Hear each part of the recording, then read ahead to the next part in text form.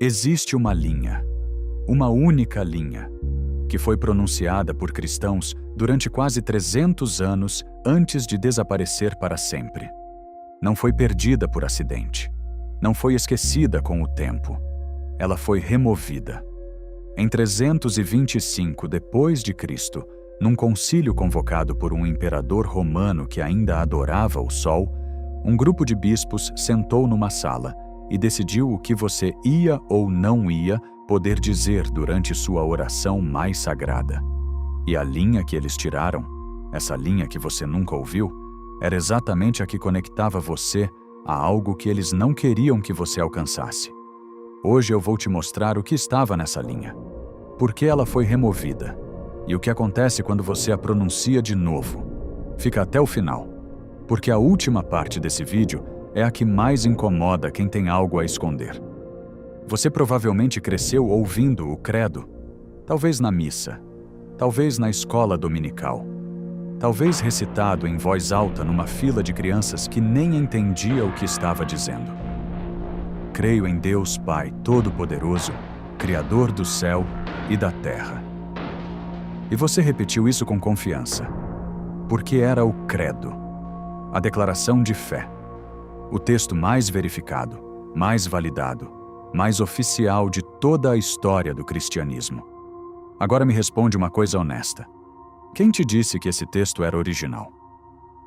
A Enciclopédia Britânica registra que o Credo de Nicéia, na forma que chegou até nós, passou por pelo menos 2 revisões conciliares formais, em 325 e depois em 381, no Concílio de Constantinopla. O próprio documento aprovado em Nicéia não sobreviveu em forma primária. O que temos são cópias de cópias, muitas vezes produzidas por escribas vinculados diretamente à hierarquia que tinha interesse em preservar certa versão. Isso já é estranho. Mas não é o estranho que importa aqui.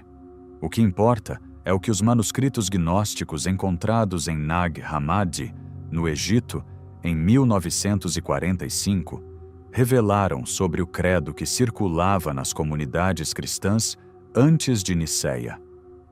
Elaine Pagels, professora de religião na Universidade de Princeton e autora de Os Evangelhos Gnósticos, documentou que as primeiras comunidades cristãs usavam declarações de fé muito diferentes das que foram padronizadas no século IV.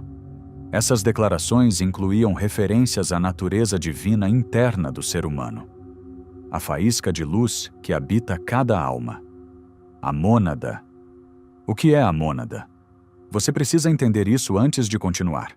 Na teologia gnóstica primitiva, a mônada não é um ser distante no céu. A mônada é a fonte primordial de toda a existência, o que precede todos os números, a consciência antes de qualquer pensamento. O Evangelho de João começa com: no princípio era o Verbo.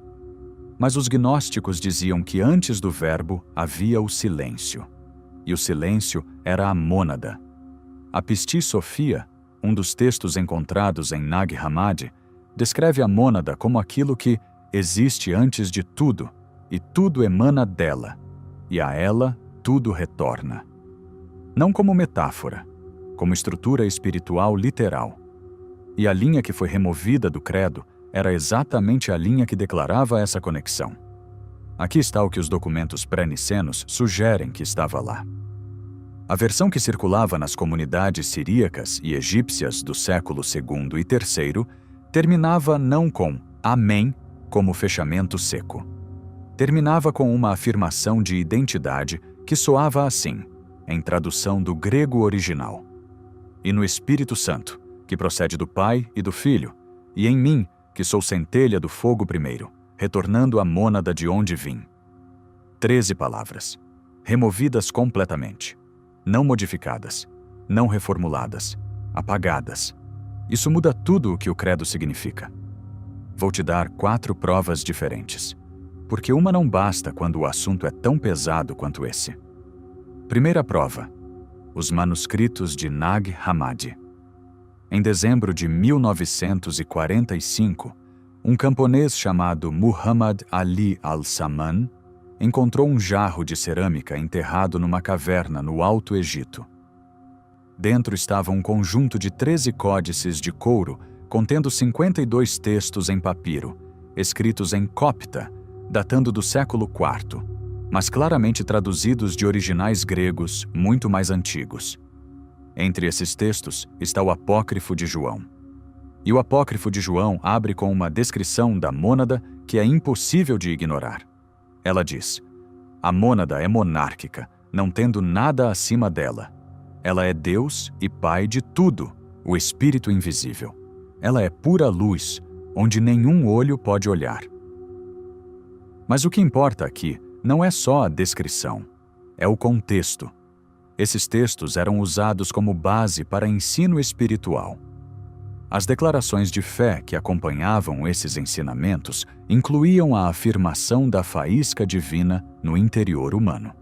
O Evangelho de Filipe, do mesmo conjunto, diz diretamente: aquele que não recebe primeiro a luz, não poderá receber o que está acima da luz. A luz aqui não é metáfora de conhecimento. É a centelha da mônada presente em cada ser. Mas isso não era o que Nicéia queria que você soubesse sobre si mesmo. E eu vou te explicar por que daqui a pouco. Segunda prova: os registros do próprio concílio. O concílio de Nicéia foi convocado pelo imperador Constantino em maio de 325. Esse ponto a maioria das pessoas sabe. O que poucos perguntam é: por que um imperador romano, chefe de um estado politeísta, que só se batizou em leito de morte, tinha interesse em padronizar a teologia cristã? A resposta é simples. Um império unificado precisa de uma religião unificada. E uma religião unificada precisa de um texto unificado.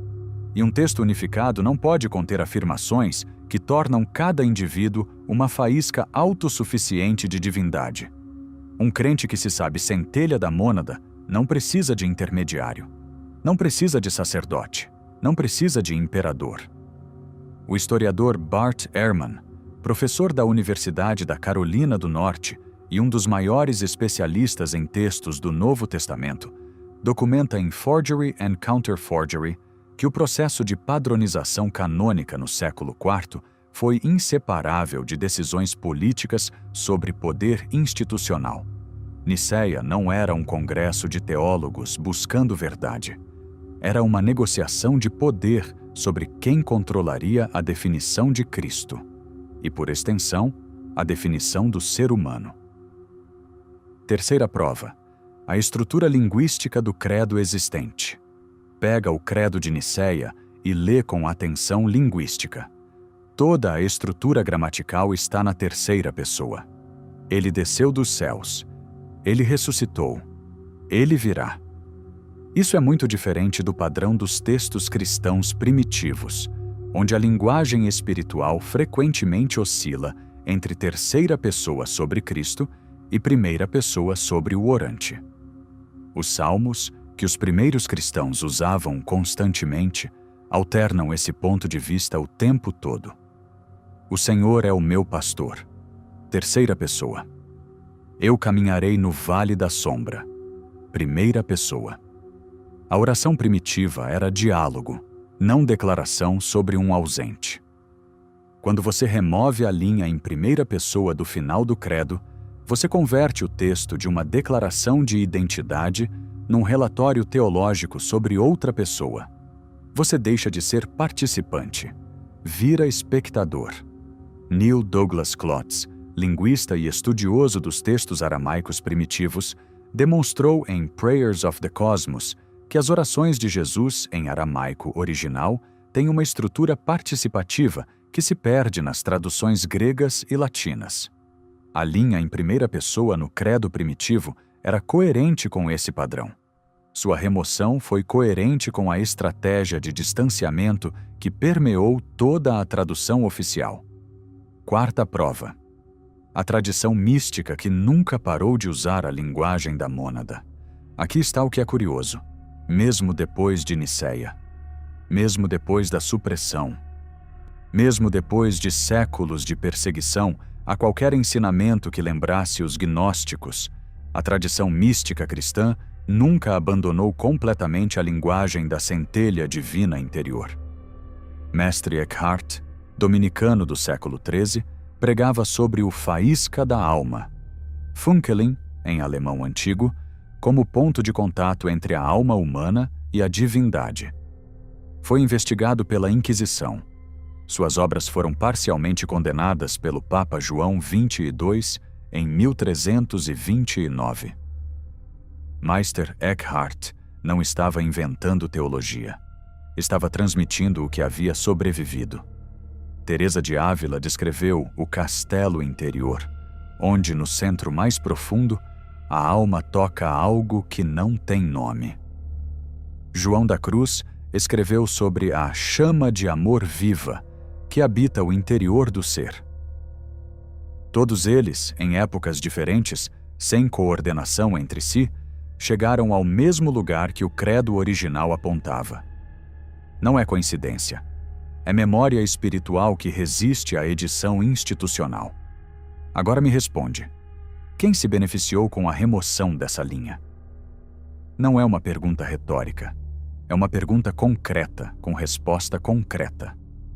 O sistema que emergiu de Nicéia foi um dos mais bem-sucedidos mecanismos de controle espiritual da história humana.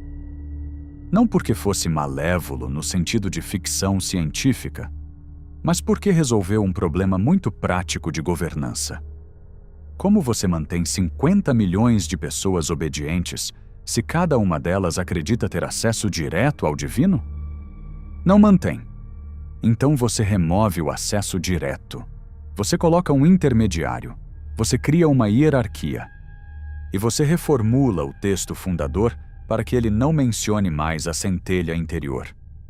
O resultado foi um sistema religioso onde sua relação com o sagrado sempre dependia de outra pessoa, de um padre, de um bispo, de um papa, de uma instituição que definia o que era heresia e o que era ortodoxia.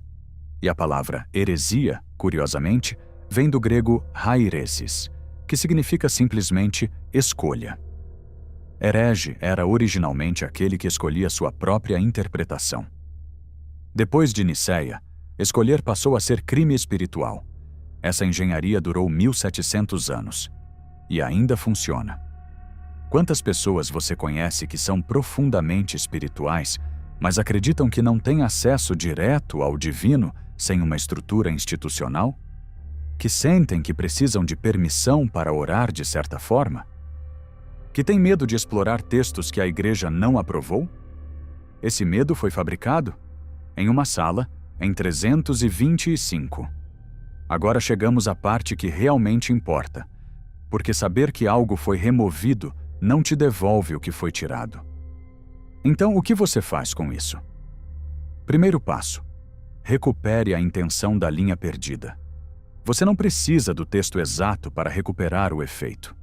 O que a linha fazia era declarar identidade antes de concluir a oração. Ela transformava o ato de recitar o credo num ato de reconhecimento de quem você é. Antes de qualquer oração, não importa qual, não importa a tradição, pause por um momento e pronuncie internamente o reconhecimento. Eu sou centelha deste fogo que invoco.